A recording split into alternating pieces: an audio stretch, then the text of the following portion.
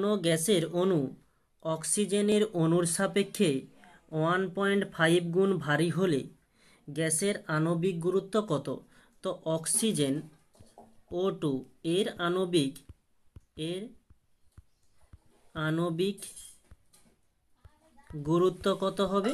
ও এর জন্য 16, দুটো ও রয়েছে তাই 2 দিয়ে গুণ দিলাম, আমরা পাচ্ছি 16 দুগুণে 32। ঠিক উল্টো দিকে বলেছে আদার্স মানে অন্য গ্যাস। আর অন্য গ্যাসের জন্য কি হবে? যে অক্সিজেনের 1.5 গুণ ভারী, তাই অক্সিজেনের আণবিক ভর বেরিয়েছে 32, এর সঙ্গে 1.5 গুণ করে দেব।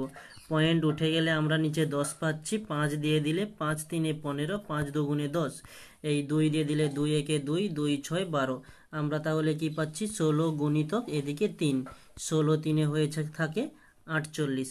এটি হচ্ছে আমাদের অ্যান্সার। ওকে।